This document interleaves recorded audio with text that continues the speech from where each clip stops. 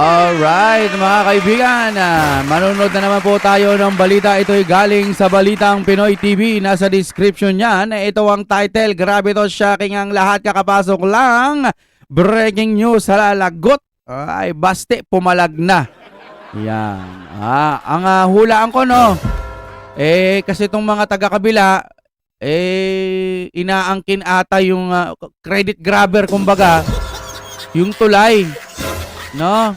Si PBBM daw, legacy daw ni PBBM yon. Wow. Pero yung tulay na yon, ayon sa pagse-search, noon pa pala yon sa panahon po ni Tatay Digong or sa tulong ho ng China. Kung hindi man kay Tatay Digong sa tulong ng China, then may budget na para doon. Kumbaga okay na. Idedire-diretso na lang. Ang problema mga kapatid, nung natapos na, nag-Backstreet Boys itong mga kupunan po ni Eugene. Hindi, tara. Panoorin natin ito lang sabay-sabay. Kung gusto nyo naman ng mura na at mabilis na internet, nandito na ang Fiber ni Juan. Maaasahan, kaya tawag na. Baka meron na sa inyong lugar ang Fiber ni Juan. Alright, maraming salamat po. I-play na ho natin. Ay ito ngang si Baste Duterte ay binabanatan itong si BBM. Ang dami pong mga taong bayan, especially ang mga tao sa Davao, ay nagsasabi na ito raw si Bongbong Marcos ay isang presidenteng credit grabber doon sa Bukana Bridge. Kasi kung kanya naman yan, hindi naman magsasalita yung mga taga Davao, di ba? Para talagang mga Backstreet Boys sila, Vince Dizon doon, nakalinya, tapos sabay-sabay silang lumakad. Para mga tanga ipinagmamayabang nila na sila yung mga the credit goes to them. Itong Bukana Bridge na ito. Ito nga rin ang iniisip ko. Paano kung halimbawa magkaroon ng problema? Wag naman sana, no? Wag naman sana. Ayaw naman ho natin yun. Pag nagkaroon ng problema yan, sasabihin na naman nila, DDS ang may kasalanan yan. Duterte ang mga may kasalanan yan. No? Hindi kasi nila chinek. Wow! No? Ngayon, inaangkin nila, pero pag nasira, pero wag naman sana po, no? Ang akin lang ho, pag nasira, Duterte. Naalala ko kasi may isang tulay din na nag-aagawan, tapos nung nasira, sisiyan. Puro Duterte na may kasalanan, ano? Na tahimik na nandoon sa dahig, nakakulong ngayon, ang taong may gawa niyan. Ang taong nag-push para it will be made possible yung Bukana Bridge na yan by the help of these Chinese people, ang bansang China. China pala tumulong. So ngayon, ang problema, si BBM banat ng banat sa mga taga-China, dun sa China, tapos ngayon, yung ginawa ng China dito, nakipag-ugnayan, kanya na. Kanya na yung tulay siya ng legacy niya na, no? Narito ang Balitang Pinoy TV. Kung totoo yung sinasabi ni Madam Amy na addict daw si PBBM, naggumagamit daw siya. Kung totoo lang naman, no? Aba, ang hirap niya kasi talaga na pagtitripan na talaga yung Pilipinas eh. Ang paborito niyang pagtripan yung mga Davao eh, mga Davao. Davao City. Paborito niyang pagtripan mga Duterte. Yan. Base lang yan sa akin kung totoong addict. Sound check, mic testing, 1, 2, 3, BBM bangag, okay na. Magandang hapon po sa ating lahat. At heto, ang dami pong mga maiinit na balita ngayong araw na ito. Ang una nating pag-uusapan ay ito ngang si Baste Duterte ay binabanatan itong si BBM. Ang dami pong mga taong bayan, especially ang mga tao sa Davao, ay nagsasabi na ito raw si Bongbong Marcos ay isang presidenteng credit grabber.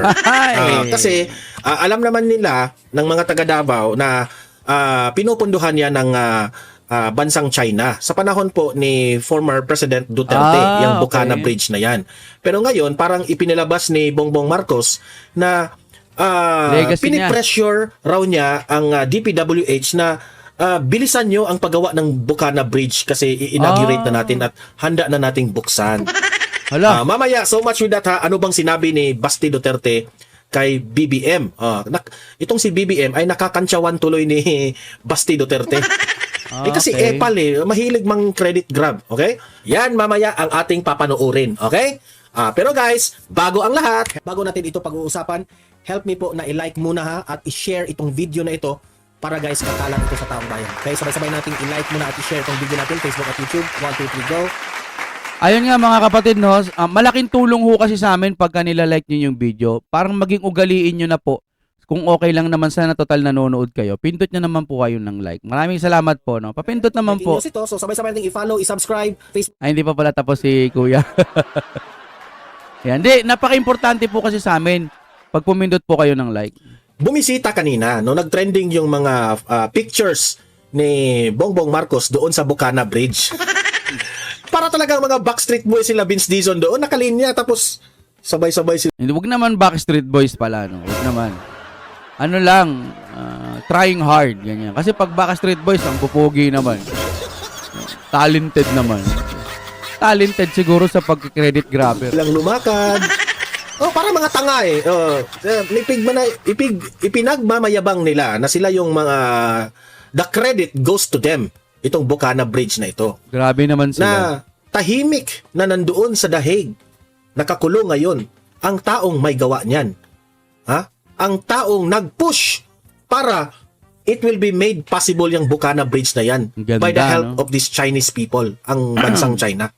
Marami. Kung titingnan nyo ngayon sa Facebook, nagkalat po ang ebidensya na that is funded by the China. O anong ginagawa ni BBM dyan? Kung nagkalat ang mga ebidensya na hindi sa kanya yan, bakit niya ginagrab? Mahirap talaga. Uulitin ko. Kasi nagtutugma yung sinasabi ni Madam Amy, di ba? Kung gumagamit talaga ang kanyang kapatid, isa lang ibig sabihin nun, wala na ho sa katinuan siyang magsasalita. Biruin mo, pati ba naman yan, kanya na lahat? Aba, hindi na ako magtataka.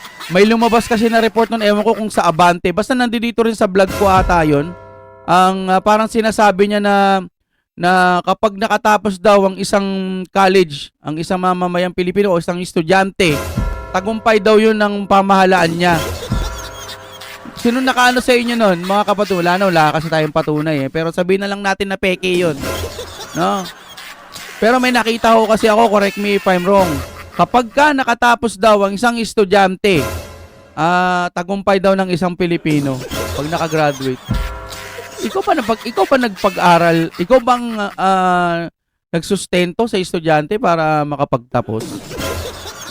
Credit grabber kahit sa anak, kahit kung ano, malamang yan pag halimbawang nasira. Sa akin wag lang naman sana dahil ayaw naman natin ng kahit sa kanya pagawa yan, ayaw natin masira yung mga nasasayang na pera, no? Ang akin lang kasi may nakita na ako dating ganyang balita eh.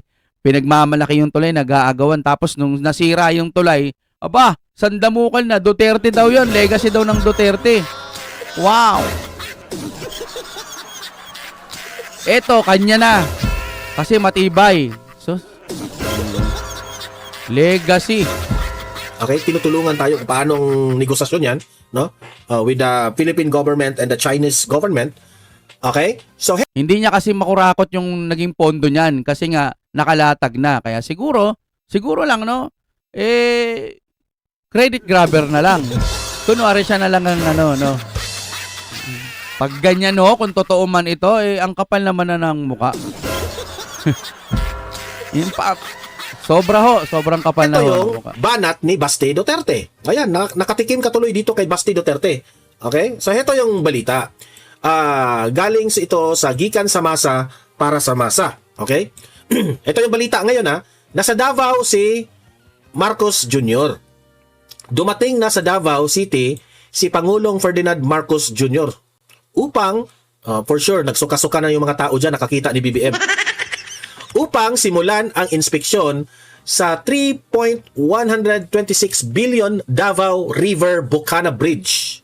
Kasama si Public Works and Highways Secretary Vince Dizon at iba pang miyembro ng gabinete. Parang mga Backstreet Boys So, kung 3-something billion yan, ganito sanang mga project ang pwedeng natapos kung walang ghost project. Nansin nyo, di ba? Sayang, no? Ako tinitignan ko. 2-something o 3 billion nakagawa ng ganyan. Yung mga nawawalang pondo, ilang billion? 200, 150, mga ganon, 1.7 trillion. Ilang tulay ho ang pwedeng magawa sana niyan sa Pilipinas? O ilang gaano kagagandang mga bagay na pwedeng makatulong sa Pilipinas? Grabe, no? Tapos ngayon, legacy niya yan. Kapal, di ba? Kita-kita nyo, trending ngayon sa social media para mga Backstreet Boys lumalakad doon sa bridge. Bago pa man ang pagbisita, tila nagpatutsada na si Davao City Mayor Sebastian Baste Duterte nang ipaalam sa mga Davaoenyo ang pagdating ni Marcos Jr. Ah. Isang araw bago ang aktwal na inspeksyon. Di ba? Alam na kasi ni Baste Duterte na darating si BBM. Kaya kinakantsawan na niya. Kasi magki-credit grab na Ayun. Pagmamalaki ni Marcos Jr., kabilang umano ang Bukana Bridge sa 4 na pangunahing proyekto ng gobyerno sa Davao City. Pero BBM, ito yung opinion ko dyan ha, huwag mong isali ito sa Build Better More mo. Kasi Wala naman nasisimulan yan sobla pa ito sa mga build ni FPRRD. Credit grabber kang tanga ka. Ito na yung kantsaw ni Baste Duterte kay BBM. Darating si BBM bukas para tingnan ang Bukana Bridge niya. Kantsaw na kantsaw itong si Baste Duterte. Bukana Palakpak na Bridge kayo. niya. Sa iyo pala yan? Di ba? Ikaw nang magaling, Bongbong Marcos. Sa iyo na yung Bukana Bridge. Kainin mo yan lahat. Wala yan sa kalingkingan sa mga ang daming mga big ticket projects na ginawa ng dating Pangulong Duterte. Okay? Palakpak na kayo agad. Ayan. Bakit ba't kailangan pang nandiyan siya? Kailangan, sige, sa kanya na yan. Pero, alam mo na,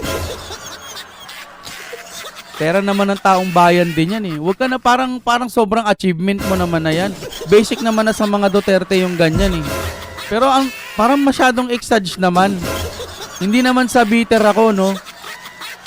Ewan ko ba, mga sir, mga ma'am, yung gobyerno ho natin sa akin lang, wala talaga, wala sa katinuan. Para sa akin, pananaw ko lamang ito, ano na to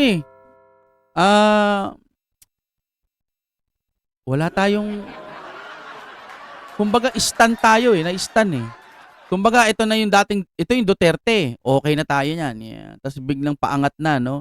Biglang naging presidente to, pababa ulit. Sayang, anak natin. Hindi naman kanya, pero kanya daw. Pera din naman ng taong bayan yan. Ngayon, pwede ka magpakita dyan, saglit lang, tas umalis ka na, wala nang maraming interview. Masyado ka naman papansin.